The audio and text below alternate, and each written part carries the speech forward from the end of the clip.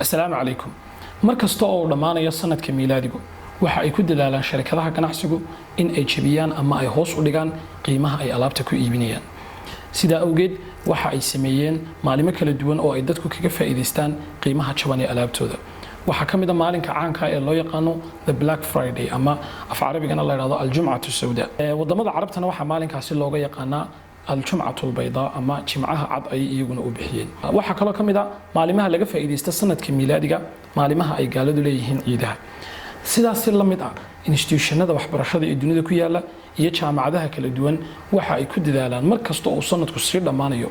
in ardaygu uu helo waxbarasho aad iyo aad u jaban oo uu kaga faa'iideysto bisha ugu dambaysa ee sanadkaasi dhamaanaya sida awgeed maanta waxaan jecelaystay inta lagu guda jiro bishan aynu hadda ku jirno ee December in aan ku soo bandhigo fursado waxbarasho oo qaaliya oo ay bixinayaan jaamacadaha ugu sarreeya dunida sidii u dhaqankeenu ahaana dhammaan fursadaha waxbarasho waxa aad ku helaysaa si online adiga oo gurigaaga jooga walibana si bilaash ah ayaad shahaadadana aad ku qaadan kartaa marka maadaama luqadaha ay Soomaalidu wax ku bartaan ay ugu caansan yihiin luqadda Englishka iyo luqadda Carabiga waxaan isku dayay inaan soo ururiyo koorasyada ugu muhiimsan ee ku baxaya luqadaha Englishka iyo Carabiga haddii aad jeceshahay barashada luqadda Faransiiska inta lagu guda jiro bishan December waxa aad ka faa'iideysan kartaa tababar aad u qaaliya oo ay bixinayso minasada idraak kaasi oo aad ku baranayso basicska luqadda Faransiiska sida inaad naftaada aad ka warrami karto qof ajnabi oo luqadda Faransiiska u dhashayna aad kula hadli karto waxoogaana buugaagta Faransiiska aad ka akhrisan karto tababarkaasi waxa uu soconayaa muddo aad u gaaban waxaana bixinaysa minasada idraak waxaana uu ku eg yahay inta ka horeysa bisha December 20keeda kooraska labaad ee aad ku baran karto luqadda Carabiga bishan waa kooras aad iyo aad u muhiim ah waxaana uu ka hadlayaa cilmiga dhaxalka waxa uu kooraskani aad gaar ugu yahay oo muhiimad gaar ugu leeyahay ardayda barata shariicada islaamka kooraskani waxa loo yaqaanaa waxa uu ka sheekeynayaa cilmiga loo yaqaano cilmul mawaariith ama cilmiga dhaxalka gaar ahaan mid kamid ah baababka ugu adag ee ardayda ku adkaata marka ay baranayaan dhaxalka baabkaasi oo ah miiraathul ikhwati ma'a al-jadd tababarkan kooban ee bilaabmaya maalinka ay bishu 6 tahay December soconayana ilaa inta bisha ka harsan waxa aad si faahfaahsan aad ugu baran doontaa baabka muhiimka ee kamid ah cilmul mawaariithka ama cilmiga dhaxalka walibana iyadoo aad ka faa'iideysan doonto marka uu koorasku ku dhamaado inaad qaadan doonto shahaado free haddii aynu soo qaadano koorasyada ku baxay luqadda Englishka shirkadda caanka ah ee Facebook bishan waxa ay ugu tala gashay in ay dhalinyarada dunida ku nool ay ka dhisaan waxa loo yaqaano social media marketing qaabka aad suuqgeyn ugu sameyn lahayd social media shirkadda Facebook kooraskan bixitaankiisa waxa ay kaashanaysaa website-ka isagana kale ee caanka ee loo yaqaano Coursera sida awgeed haddii aad danaynayso mowduuca marketingka iyo suuqgeynta gaar ahaan waxa loo yaqaano digital marketingka in aad wax ka barato waxa aan kula talinayaa inta ay bishan socoto inaad fursadda ka faa'iideysato oo aad dhigato kooraskaasi muhiimka ee loo yaqaano Introduction to Social Media Marketing fursadaha kale ee waxbarasho ee qaaliga ee bishan aad ka faa'iideysan karto gaar ahaan waxaan oran karaa fursadani waxa weeyaan waa fursadda ugu qaalisan inta bishan socoto waxa jiray tababar waxbarasho oo aynu hore u baahinay laakiin arday fara badan ka hor dhamaaday in badanna aan rajaynayay in maalin dib loogu soo celiyo bishan ayuu dib kugu soo noqday waa tababarka qaaliga ee loo yaqaano Introduction to Project Management waxa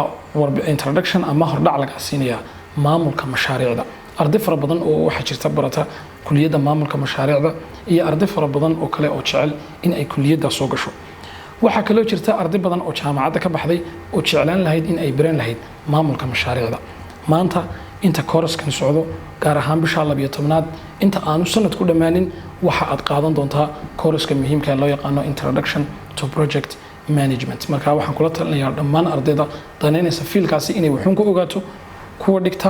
iyo kuwa dhigan doonaba in ay kooraskaas bisha inta lagu guda jiro ay ka faa'iideystaan xirfadda Excelku waa mid kamid ah xirfadaha ugu qaalisan ee lagu maamulo ganacsiga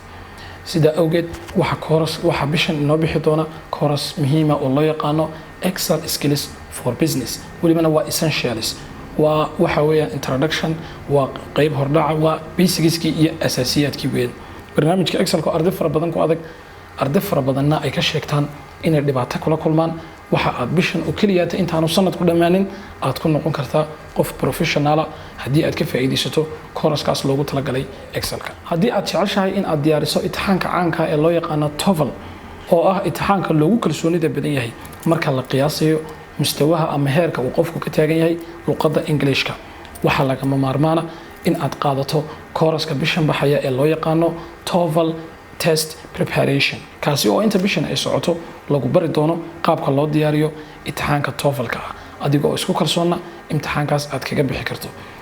imtixaanka TOEFL-ka qofka aanan garanayn waa imtixaan caalamiya